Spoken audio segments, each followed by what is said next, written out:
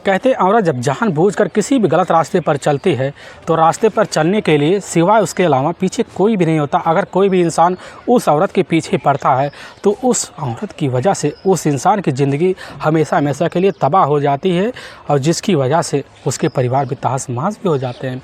आज की घटना में सेम कुछ ऐसे ही होता है कि एक पत्नी ही अपने पति के पीछे ऐसा खेल खेल देती है कि जिसकी वजह से उसके एक नहीं बल्कि 2 पति ही इस दुनिया को छोड़कर हमेशा हमेशा के लिए चले जाते हैं और साथ में उसकी वजह से उसका घर परिवार भी हमेशा हमेशा के लिए तहस-नहस हो जाता है। आखिर क्या था आज की घटना में, आज की घटना में क्या हुआ, आज की घटना की आप पूरी तह तक सच्चाई जानने के लिए इस वीडियो को आप लास्ट तक ज़रूर देखिएगा। नमस्कार दोस्तों, मैं प्रदीप कुमार आपको इस टेढ़ी बात चैनल पे मैं स्वागत करता हूं। दोस्तों आज की यह जो सच्ची घटना है, यह घटना सुनाने से पहले मैं आपसे एक छोटा सा रिक्वेस्ट करना चाहता हूं, क्योंकि आप अगर इस चैनल पर नए आए हुए हैं और पहली बार आए हुए हैं तो एक बार जाकर आप अपने इन्हीं प्यारे हाथों से आप इस चैनल को सब्सक्राइब ज़रूर कर दीजिएगा, ताकि आपकी वजह से आज यह जो वीडियो है वीडियो काफ़ी लोगों तक पहुंचाया जा सके और उसके लिए हम आपके तहे दिल से शुक्रगुजार रहेंगे। दोस्तों आज की यह जो सच्ची घटना है, यह घटना है ठीक उत्तर प्रदेश और उत्तर प्रदेश का ज़िला पड़ता है पीलीभीत और ठीक उसी का ही एक देवरिया कला कस्बा लगता है और ठीक उसी का ही जोधपुर और साथ में रंभोज गांव पड़ता है। मैं बात कर रहा हूं ठीक 3 दिसंबर साल 2019 का ही। तो वही लगभग सुबह का टाइम होता है तो दोनों गांव के जो लोग होते हैं वह आपस में एक ही सड़क पर आना जाना होता है। तो सुबह के लिए अपने खेतों की तरफ जाते हैं। तो दोनों गाँव यानी कि जोधपुर और साथ में रंभोज गांव के जो व्यक्ति होते हैं एक ही रास्ते से गुजर रहे होते हैं। तभी उनकी जो नज़र होती है एक झाड़ी में पहुंचती है तो वहां पर एक व्यक्ति का डेड बॉडी दिखाई देता है। वह व्यक्ति वहीं पर चीख पड़ते हैं और उसी की वजह से वहां जितने भी राहगीरी जा रहे होते हैं सभी राहगीरी लगभग साइकिल के साथ ही इकट्ठा हो जाते हैं और खड़े होकर इस व्यक्ति के डेड बॉडी को बड़े ध्यान से लगते हैं, अपने अपने तरीके से पहचान करना चाहते हैं, लेकिन पहचान तक नहीं हो पाता। तभी उसी में से एक व्यक्ति होता है जो अपने ही नज़दीकी पुलिस थाने अब देवरिया कला फ़ोन कर देता है।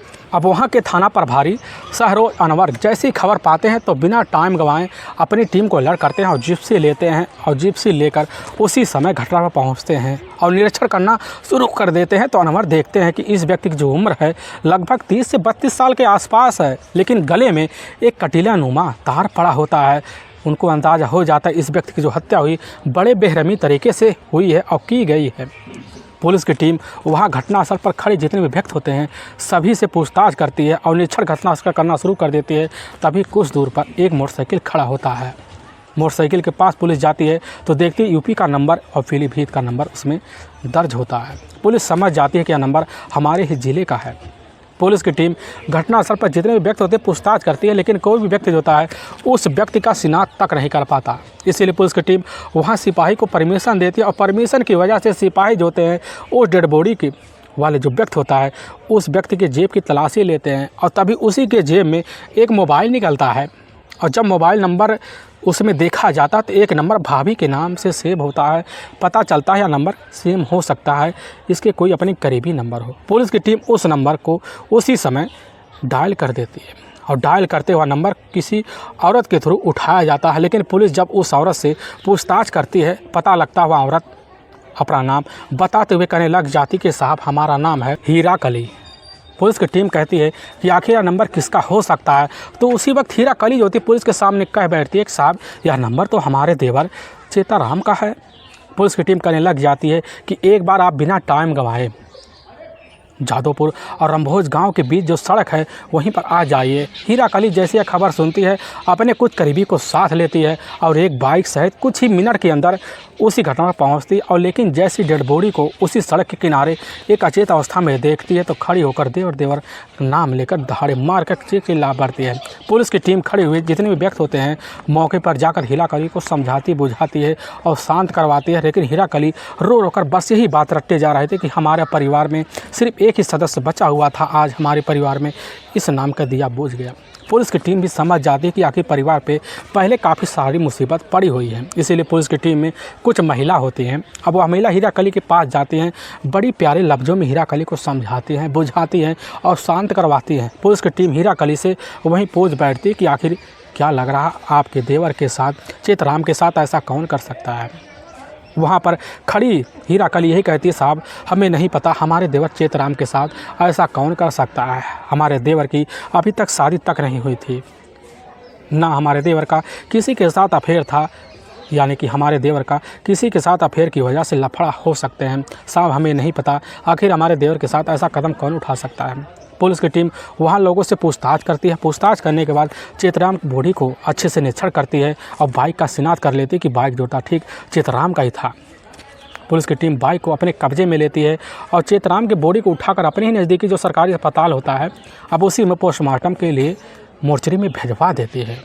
इधर पुलिस की टीम हीरा कली को अपने साथ थाने लेकर पहुंच जाती है और हीरा कली के तहरीर पर अज्ञात हत्यारे के विरुद्ध मुकदमा दर्ज कर लेती है। और इस केस की जांच पड़ताल करने के लिए सबसे पहले पुलिस की जो एक टीम होती है, चेतराम का जो मूल निवास होता है, जो गांव होता है, इधर मंधोया गांव पहुंचती है। और जब वहां पहुंचती है तो वहां गांव के कुछ लोग होते हैं जो इधर चेतराम के कुछ हितकारी होते हैं। पुलिस की टीम उनसे पूछताछ करती है, लेकिन जब उनसे पूछा जाता है पुलिस के सामने कुछ चौंकाने वाले रहस्य निकल के आ जाते हैं कि आखिर चेतराम की अपनी जो भाभी हीरा कली के साथ काफ़ी दिनों से लफड़े तपड़ार चल रहे हैं। और पुलिस की टीम इसी सब का कारण जानने के लिए गांव में काफ़ी लोगों से पूछताछ करती है, लेकिन पुलिस के हाथ कोई सबूत नहीं रख पाता। इसीलिए पुलिस की टीम जो होती है इन सब की जांच पड़ताल करने के लिए अब गांव में मुखबिर लगा देती है। साथ ही कपड़े में होते हैं, काफ़ी लोगों से पूछताछ करते हैं, लेकिन तभी पुलिस के कानों में एक खतरनाक सच्चाई निकल के आ जाती है। पता चलता है गाँव के ही रहने वाला एक कालीचरण है जो इधर हीरा कली के घर जो होता है रोज़ का आना जाना होता। आने जाने की वजह से चेतराम के साथ हीरा कली का कई बार झगड़े तकरार हुए थे। इसी वजह से पुलिस को शंका होता है, अब जाकर खबरी के ही बातों पर यकीन करते हुए हीरा कली के ऊपर टिक जाता है। और पुलिस की टीम हीरा कली का मोबाइल नंबर किसी हितकारी के थ्रू लेती है और लेने के बाद मोबाइल नंबर का पूरा सीडीआर डिटेल निकाला जाता है हीरा लाल कली का। और जब निकलता है तो उसी मोबाइल नंबर में एक नंबर अनजान निकल के आता है। पता चलता है वो अनजान नंबर जो होता है ठीक गांव की रहने वाला कालीचरण होता है, जिसकी उम्र लगभग 40 साल के आसपास होता है, जिसकी शादी अभी तक ना हुई थी। लेकिन पुलिस की टीम जैसे ही उस मोबाइल नंबर का लास्ट लोकेशन देखती है, पता चलता है दोनों का जो मोबाइल नंबर का जो लास्ट लोकेशन होता है इधर कालीचरण और साथ में हीरा कली का एक ही साथ एक ही घटना के वक्त और घटनास्थल पर दिखा रहा होता है। इसीलिए पुलिस की टीम को यकीन हो जाता है कि बस करो, दोनों का जो सहयोग है चेतराम को अपने ही रास्ते से हटाने के लिए कालीचरण और साथ में हीरा कली का मिला हुआ है। पुलिस की टीम अब बिना टाइम गंवाए मुखबिर को लगाती है और तुरंत ही उसी वक्त कुछ मुखबिरों के द्वारा सूचना मिलता है कि ठीक 6 दिसंबर साल 2019 का वही शाम का टाइम होता है। उसी वक्त पता चलता है कि कालीचरण जो होता है यहीं मगदापुर जो तिराहा है उसी तिराहे पर कुछ मेडिकल होते, उसी मेडिकल पर कुछ सामान लेने के लिए किसी औरत की वजह से वहां आया हुआ था। और पुलिस की टीम जैसी खबर पाती है तो मगदापुर तिराहे पर पहुँचती और सही में वहीं पर कालीचरण खड़ा होता है। पुलिस की टीम जाती है, वहीं से धर दबोचती है और दूसरी तरफ एक टीम जाती, महिला टीम सही जाती है, हीरा कली को उसके घर से धर दबोचती और थाने में ले आती है।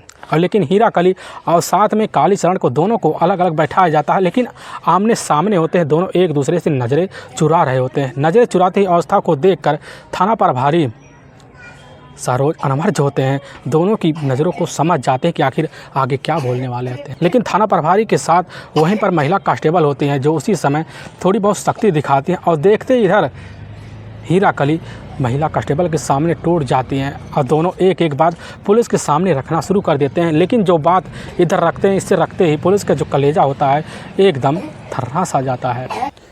असल में उत्तर प्रदेश का जिला पड़ता है पीलीभीत और उसी का ही बरखेड़ा एक कस्बा लगता है और उसी का ही एक मधोया गांव पड़ता है। अब उसी गांव के रहने वाले प्रसादी लाल होते हैं जो 10 बीघा के खतियारी किसान होते हैं। अब उनके टोटल 3 ही बच्चे होते हैं, लेकिन प्रसादी लाल का जो अपनी पत्नी होती है पार्वती और लेकिन जो उनका सबसे बड़ा बेटा होता है बुद्रसेन और साथ में मझला बेटा होता है तेजपाल और सबसे छोटा बेटा होता है चेतराम। लेकिन उनकी 2 अपनी बेटियां भी होती हैं, मीना और साथ में सीमा, लेकिन दोनों जो होती हैं ऑलरेडी शादीशुदा भी होती हैं। लेकिन जैसे ही बुद्रसेन अपनी शादी के जगह पहुंचता है तो उसी वक्त जो होते हैं इधर प्रसादी लाल जो होते हैं अपने बेटे के शादी के लेकर बड़ी चिंता हो जाती है और चिंता को दूर करने के लिए रिश्तेदार होते हैं। उन्हीं रिश्तेदारों के द्वारा पता चलता है कि ठीक अपने ही जिले के ही एक छोटा सा गांव, उसी गांव की रहने वाली हीरा कली होती है, जो देखने में काफ़ी खूबसूरत भी होती है, चंचल भी होती है, थोड़ी बहुत पढ़ी लिखी होती है। पढ़ाई में निपुण होने की वजह से इधर जो होते प्रसादी लाल और जाकर अपने बेटे बुद्धसेन की जो हाथ होता है अब जाकर हीरा कली के लिए मांग लेते हैं। हीरा कली का जो हाथ होता है उसके परिवार वाले जो होते हैं रीत रिवाज के तहत शादी के तहत जो होता है विदुषेन के हाथ में दे देते हैं। दोनों की खूबसूरत ज़िंदगी जो होता है बड़े ही सुदृढ़ तरीके से बीतना शुरू हो जाता है। लेकिन कुछ दिन बाद होता है विदुषेन अपने पारिवारिक वजह से इतना परेशान हो जाता है कि अपने आप को इस दुनिया से हमेशा हमेशा के लिए समाप्त कर लेता है। लेकिन जैसे ही इधर हीरा कली सदमे को झेलती है तो झेल नहीं पाती है। इसी वजह से अपने सदमे को दूर करने के लिए अपने नए जीवन साथी के लिए खुद अपना ही देवर तेजराम को चुनती है और जाकर तेजराम के लिए अपने रिश्ते की मांग करती है और तेजराम से शादी कर लेती है। और शादी करने के बाद तेजराम और हीरा कली दोनों ज़िंदगी बड़े बेहतर तरीके से बिताना शुरू कर देते हैं। और इसी बीच हीरा कली और साथ में तेजराम के बीच टोटल 3 बच्चे हो जाते हैं, जिसमें 2 बेटियां और 1 बेटा होता है। लेकिन जो 10 बीघा जो खेती होता है इधर दोनों बेटे मिलकर तौर तरीके से करना शुरू कर देते हैं। लेकिन कुछ दिन बाद होता है चेताराम के जो अपने माता पिता होते हैं इस दुनिया को छोड़ के चले जाते हैं और जाने की वजह से 10 बीघा की जो खेती होता है दोनों बच्चों के नाम 5 बीघा हो जाती है, जिसकी मालिकाना हक जो होता है इधर जाकर खुद हीरा कली और साथ में उसका अपना पति जो होता है तेजराम हो जाता है। और तेजराम और हीरा कली अपने तीनों बच्चों को लेकर बड़े बेहतर तरीके से अपनी ज़िंदगी अब जीना शुरू कर देते हैं। वक्त बड़ी तेज़ी से भागता है, लेकिन तेजराम का ही एक अपना करीबी यार होता है जो उसी के गांव का रहने वाला होता है कालीचरण, जिसकी उम्र लगभग 38 साल के आसपास होता है, जो एकदम गांव में लखम्बा किस्म होता है। लेकिन अपनी रोजी रोटी के तलाशी के लिए जो होता है खुद एक नया व्यापार कर लेता है और जाकर वो ओझापन का काम करना शुरू कर देता है। लोगों को अच्छे तरीके से बेवकूफ़ बनाता और उनसे तरीके से पैसे ऐंठता। उसी पैसे की बदौलत जो होता है इधर कालीचरण का जेब खर्चा चल पाता था। और लेकिन जब शाम का टाइम होता है कालीचरण ठेके पर जाता, कुछ शराब के पैक लगाता। लेकिन एक दिन पैक लगाते वक्त मुलाकात जाकर तेजाराम से हो जाता, क्योंकि तेजाराम जो होता है धीरे धीरे शराब का आदी बन जाता है। और बनने की वजह से एक ही ठेके पर बैठकर इधर तेजाराम और साथ में कालीचरण की दोस्ती हो जाती और दोस्ती इतनी तक बढ़ जाती है कि दोनों जब शाम को बैठते हैं एक साथ बैठते हैं और दोनों का महफिल एक साथ जमता। और जमने की वजह से इधर कालीचरण जो होता खुद तेजाराम के घर आना जाना शुरू कर देता है। लेकिन जैसे ही आना जाने लग जाता है तो एक दिन तेजाराम के घर में खड़ी हुई उसकी खूबसूरत जो पत्नी होती है हीरा कली के ऊपर पहुंचती है। हीरा कली का जो अपना पति होता है तेजाराम शराब की वजह से एकदम शरीर खोखला कर बैठता है। लेकिन जब रात का वक्त होता है तो उसी में तेजाराम का जो शरीर होता है हीरा कली के आगे जवाब दे जाता है, जिसकी वजह से हीरा कली अपने अंदर चिड़चिड़ापन शुरू कर देती है। और इसी की वजह से हीरा कली तेजाराम के बीच झगड़े तकरार शुरू हो जाते हैं। कुछ ज़रूरतें हीरा कली की होती हैं, उसी ज़रूरतें के हिसाब से एक दिन जाकर नज़र खुद हीरा कली कालीचरण को पड़ता है। लेकिन कालीचरण जैसे हीरा कली को देखता खूबसूरती का वहीं हीरा कली का दीवाना हो जाता है। अपने मन में ठान लेता है कि अब चाहे जिस हद तक हमें जाना पड़े हीरा कली को पाकर रहेंगे। और कालीचरण जो होता है उसी दिन से अपना जेब जो खर्चा होता है वह बढ़ा देता है तेजराम के लिए और तेजराम के मन मुताबिक बेतुकाड़ खर्चा करता और शाम को घर पहुंचता, फिर महफिल जमाता। लेकिन महफिल जमाते वक्त जो होता है तेजराम को नशे में बेसुध कर देता और मौके में तलाश में रहता, घर में जाता, फिर वहीं अपने हिसाब से भाभी का रिश्ता बनाकर हंसी मजाक कालीचरण शुरू कर देता। हंसी मजाक की जो सीमित लिमिट होता है बढ़ना शुरू हो जाता, ऐसे बढ़ने लग जाता है कालीचरण के लिए जो होता अपने दिलो दिमाग हीरा कली खोल देती है, अपने रिश्ते की अहमियत को भूल जाती है और उसी दिन से अहमियत को समझाते हुए अपने रिश्ते के अभाव को और प्रकट करती है। और इधर मौके की तलाश में हीरा कली के लिए इधर कालीचरण बैठा रहता है, आए दिन इर्द गिर्द घूमना शुरू कर देता है। तभी इसी बीच पता चलता है कालीचरण को कि इधर जो होता है तेजराम अपने घर में तो नहीं है और घर में अकेला जो होता है घुसता है, देखता कि वहीं पर हीरा कली बैठी हुई है एक शीशे के सामने नहा धोकर। अब इसी अवस्था को देखकर कालीचरण का दिमाग वहीं पर खुल जाता है और तुरंत ही पास जाता है। लेकिन ऐसे हीरा कली कालीचरण को देखती समझ जाती है कि आखिर कालीचरण चाहने के लिए किस लिए यहाँ आया है। उसी को बुलाती अपने पास और अपने ही पास कुछ मीठी मीठी बातें करती है और बातों में इधर कालीचरण खुद हीराकली को उलझा लेता है और हीराकली उलझ जाती है। उलझने की वजह से कालीचरण को अपने ही बेडरूम में हीराकली ले जाती है, फिर वहीं अपने रिश्ते को अंजाम देती है। उसी दिन से अपना दूसरा जो पति होता है, यानी कि अपनी ज़िंदगी का तीसरा जो पति होता है, कालीचरण को मान लेती है और रिश्ते को अहमियत को दरकिनार करते हुए हर दिन रिश्ते को कायम करने लग जाती है। अब रिश्ते का जो सिलसिला होता है यह बेधड़क चलने लग जाता है। इधर जैसे ही तेजराम अपने घर से कुछ काम के लिए बाहर जाता, गैर मौजूदगी तेजराम की देखती तो खुद हीराकली कालीचरण के पास फ़ोन करती और अपने घर में बुलाती, बेडरूम में अपने रिश्ते को अंजाम देती, मन मुताबिक रिश्ते कायम करते। वक्त गुजरने लग जाता है, लेकिन तभी इसकी जो चर्चा होता है कालीचरण और साथ में हीराकली के प्रेम संबंध के जो गूंज होती पूरे गाँव में पहुँच जाती है, लोगों के कानों कोने में गूंजने लग जाती है। और गूंजने की वजह से कि कुछ भनक जाकर इधर तेजराम को लग जाता। तेजराम जब सुनता है तो लेकिन लोगों की बात पर यकीन नहीं करता, बिना अपने सामने इस नसीहत को देख के। और इसलिए तेजराम जो होता है यह सच्चाई जानने के लिए काफ़ी दिनों से इधर हीराकली और साथ में कालीचरण के पीछे पड़ जाता है, लेकिन शराब की आदी होने की वजह से ज़्यादा ध्यान ना दे पाता। और तभी एक दिन जैसे सुबह का टाइम होता है, सुबह के टाइम में इधर खुद तेजराम अपनी पत्नी हीराकली से बोल देता कि आज हमें शहर जाना है, अर्जेंट काम है, हो सकता है हम कल शाम तक लौटें। यह बात जैसे हीराकली सुनती है बड़ी खुश हो जाती है और इधर तेजराम जो था अपनी पत्नी से विदा लेकर निकल जाता है। लेकिन जैसे 2 घंटे का वक्त बीतता है और बीतने के बाद जो होता है हीराकली उसी वक्त फ़ोन निकालती, कालीचरण के पास कॉल कर देती, कहने लग जाती है कि आज तुम्हारे पास बड़े सुनहरा मौका है, इसी वक्त आओ। दूसरी तरफ खबर पाता है कालीचरण और खबर पाने के बाद पहुँचता है और दोनों एक ही बेडरूम में जाकर अपने साथ हम बिस्तर का रिश्ता कायम करना शुरू कर देते हैं। लेकिन जैसे ही शाम का वक्त होता है उसी वक्त अचानक तेजराम का ध्यान टूटता है कि हमारे जेब में पैसे कम हैं, हमारे बाज़ार में हमारे लिए सामान उपलब्ध नहीं हो पाएंगे। और वहाँ से अपना दिमाग मोड़ता, अपने घर आता और दरवाजे पर कुंडी खड़खड़ाना शुरू कर देता है। लेकिन अंदर जैसे हीराकली सुनती है कि दरवाजे पर कोई खड़खड़ाने की आवाज़ लगा रहा, तो उसके होश तेज खो जाते। एक मुक्का होता उसी में से लगती है कि देखती है कि उसका जो अपना पति है वह तो तेजराम खड़ा हुआ है। बड़ी अचंभे में रह जाती है। लेकिन उसी वक्त जो होता है इधर कालीचरण दरवाजे के पीछे छुप जाता, अपने आप को संभालती हुई जाती है, दरवाजे को खोलती है। लेकिन इधर तेजराम जैसे कालीचरण को चेहरा देखता है, इधर जैसे तेजराम अपने ही सामने अपनी पत्नी हीराकली को देखता सनस रह जाता, क्योंकि उसके जो शारीरिक अवस्था होते हैं कुछ और बयां कर रहे होते हैं। तेजराम के मन में कुछ आशंकाएं पहले से थे, उसी आशंकाओं के बीच इधर जो होता है तेजराम के मन में शंकाएं और विश्वास में बदलना शुरू हो जाते हैं। लेकिन जैसे ही अपनी पत्नी को अपने हाथ से अलग करता है तो अंदर जाता है तो दरवाजे के साइड पर तेजराम की नज़र पहुँचता है, देखता है कि वहाँ कालीचरण छुपा हुआ खड़ा हुआ है। लेकिन कालीचरण से तेजराम अपनी नज़र हटा लेता है। हटाने के बाद अपनी पत्नी हीराकली पर नज़र गड़ाते हुए कहने लग जाता है कि आखिर कालीचरण दोस्त तुम कब आए, क्या कारण था। लेकिन कालीचरण वहाँ चुप हो जाता है और यही सब बात करते हुए अपनी पत्नी से नंदनदार करते हुए वहाँ से कालीचरण को जो होता है तुरंत ही इशारों में भगवा देता है। अपनी पत्नी को अकेला पाता है, तुरंत वही सवाल जवाब वहाँ दाग देता है, क्योंकि इन्हें इतनी हिम्मत नहीं बनती थी कि तेजराम कालीचरण के सामने हिम्मत जुटाकर बात कर सके। लेकिन अपनी पत्नी को पाता है तो वहीं पर हीराकली से कह देता है कि आखिर किस लिए अंदर आया था, क्या मकसद था। हीराकली कह देती है कि वह तो तुम्हारे लिए आया था, तुमसे कुछ बात करना था। यह बात सुनता है तो वहीं बड़ी सोच में पड़ जाता, कहने लग जाता कालीचरण तो इस तरह की बात हमसे की नहीं, आखिर बताओ क्या राज है।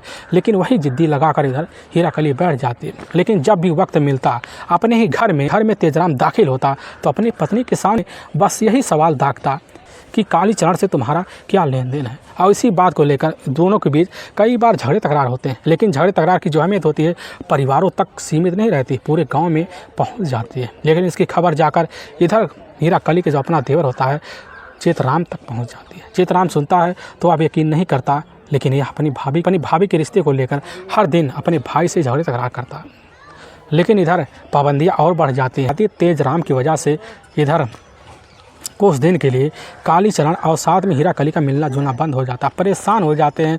लेकिन तभी इसी बीच एक दिन तेजराम खुद बीमारी की वजह से जूझ पड़ता है और इस बीमारी का जो कारण होता है ना तो हीराकली समझ पाती है ना इधर चेतराम समझ पाता है।